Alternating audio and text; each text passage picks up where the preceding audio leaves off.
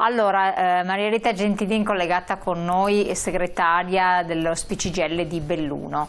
Abbiamo visto un messaggio appunto che proprio riguardava la questione delle donne. La questione delle donne è un po' delicata, ne accennava anche il segretario prima, perché anche il discorso di opzione donne, insomma ci sono diversi elementi, oltre al fatto che si trovano un po' svantaggiate per i versamenti fatti nella propria vita contributiva e lavorativa, la vita lavorativa, o magari hanno lavorato anche, hanno dovuto interrompere l'attività lavorativa prima per accudire ai figli o alla famiglia. Insomma ci sono situazioni ben difficili, ne parlavamo prima anche che eravamo fuori onda col segretario, tanti aspetti da tenere in conto, vero? Sì, sono molti gli aspetti da tenere in conto, come dice lei, e infatti anche noi abbiamo così denominato proprio questo modo di arrivare verso le pensioni, come cambiare le pensioni adesso, e questo è perché vogliamo cambiare le pensioni, perché dobbiamo cambiarle, perché devono essere garantite delle condizioni più favorevoli per l'accesso alla pensione proprio alle categorie più deboli, e fra queste ad iniziare sì da tutti quelli che rientrano nell'ape sociale, disoccupati, invalidi, coloro che assistono a un familiare con delle disabilità e chi ha svolto lavori gravosi o usuranti. Infatti chiedo alla regia se nel frattempo mettono in onda l'altra slide, che così è supporto, cambiare le pensioni adesso, quello che sta lei dicendo a supporto, così lo vediamo schematizzato, prego. Ecco, sì, in questo contesto appunto è da tenere anche in considerazione coloro che svolgono attività lavorative con esposizione a materiale nocivo, e questo è per tutti i generi, e a coloro che sono affetti di malattie che determinano anche un'attesa di vita più bassa. Per questo dobbiamo cambiare le pensioni. E poi c'è il lavoro di cura e il lavoro delle donne. Che è un altro aspetto importante. Segretaria, guardi, gli interventi normativi che hanno, perché abbiamo bisogno di cambiare. Sì, segretaria, la interrompo solo un secondo, perché mi rendo conto che è difficile anche comunicare a distanza, perché abbiamo una telefonata in attesa. Un secondo solo, che così la sente anche lei. Pronto? Pronto, buongiorno signora. Sì, buongiorno, prego. Da dove chiama? Io mi chiamo Paolo, dalla provincia di Venezia. Sì, prego. Io a febbraio dell'anno prossimo vado in pensione con 42 anni e 10 mesi, la legge Fornero. Sì. Però adesso mi trovo in difficoltà perché con 41 anni che c'è la proposta del governo e 62 anni oppure 62 anni di età, non sembrerebbe giusto arrivare a questi punti qua proprio adesso. Perché io vado in pensione con 42 anni e 10 mesi. Con questa legge permette alle persone di andare in pensione o a 62 anni oppure con 41 anni di servizio. Però non so adesso sia giusto sì o no. Io sono un po' incerto su queste cose qua, perché sono tante cose da dire a livello pensionistico che purtroppo l'Italia è fatta così, signore. Però non trovo giusto che adesso vengano fuori queste leggi 62 anni oppure 41 anni di servizio, talmente che... Sì, chiaro, abbiamo perso la comunicazione. Comunque per quel che riguarda il nostro telespettatore, non sono leggi che intervengono adesso, ma sono leggi che sono state fatte ancora 3 anni fa, che vanno a scadere adesso, no segretario? Mi conforta, quindi il problema è certo che si trova in una situazione di imbarazzo, però sono leggi precedenti, non... Sì, è chiaro che per noi, come dire, nessuno nega che oggi all'interno del sistema previdenziale ci siano delle disparità.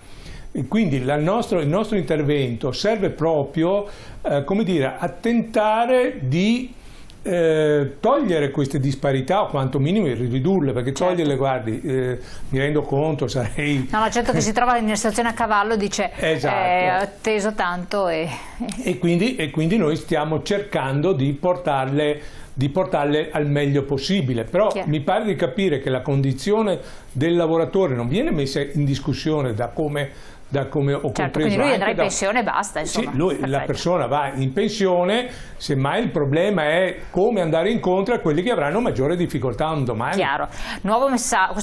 Questo nuovo progetto pensionistico mi sembra molto corretto, ma sarà una lotta dura. Grazie. Maria Rita Gentilin, le avevo tolto la parola, gliela ridò. Dobbiamo sempre interagire su più fronti, per cui chi è collegato si trova un po' in difficoltà, ma non volevo assolutamente rubare la parola perché lei sta dicendo cose molto importanti. perché c'è anche il discorso della cura che non viene riconosciuta. Non viene riconosciuta, e poi volevo anche dire insomma, che gli interventi normativi di questi ultimi anni hanno equiparato i requisiti per la pensione di vecchiaia fra uomini e donne, quando invece rimangono ancora molto profonde tutte quelle che sono le differenze fra i due generi, che sono il mercato del lavoro, poi nei percorsi professionali e nella distribuzione, come dicevamo, del lavoro di cura che è sempre a carico in genere delle donne all'interno dell'ambito familiare. Ecco, queste misure, ci sono state anche delle misure che hanno previsto un anticipo della pensione, che è proprio l'APE sociale e anche quota 100, ma anche queste misure non sono state le donne non hanno potuto beneficiare di questo. Perché che richiedono sempre un alto contenuto di contribuzione. Sono dei motivi anche questi, proprio perché vogliamo cambiare proprio tutto l'assetto della pensione, che devono essere così anche che siano verificate tutte quelle che sono le difficoltà che incontrano le donne prima di raggiungere la pensione.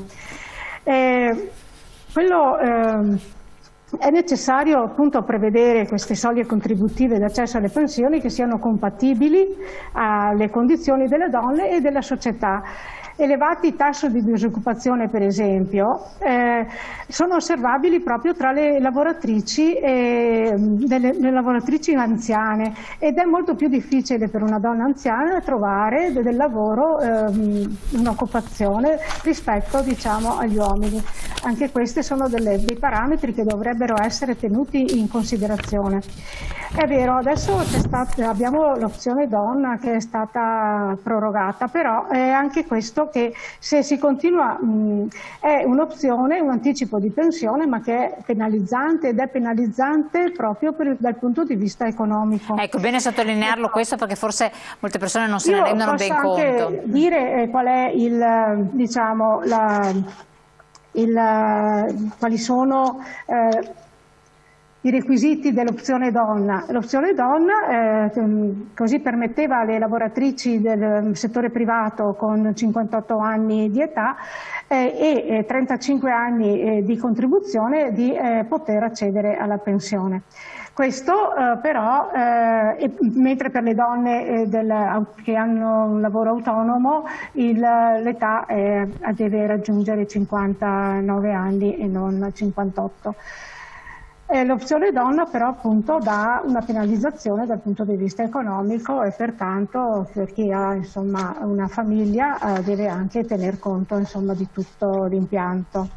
Ecco. Quindi queste sono la situazione delle donne che vanno in pensionate insomma nel bellunese. Qual è?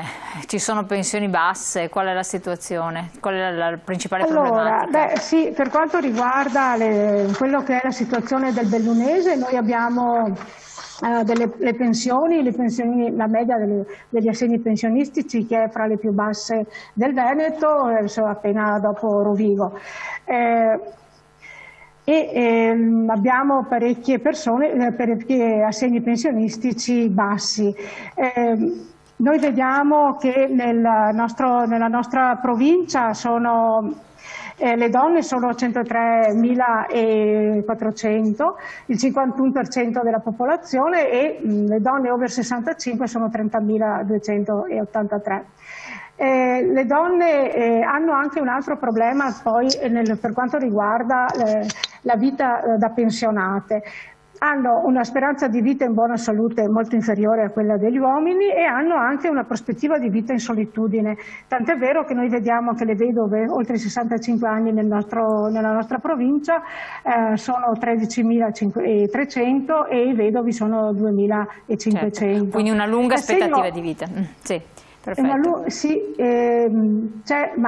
Bisogna che ci sia un'aspettativa di vita in buona salute che è molto inferiore di quella degli uomini. Ecco, quelle che poi possiamo dire è che nel bellunese ci sono 51.497 assegni pensionistici che non raggiungono i 1.000 euro lordi. Quindi pensioni anche molto basse.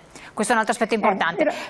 Che rappresentano il 60% dei pensionati. Ecco, quindi. E molte donne non hanno la pensione.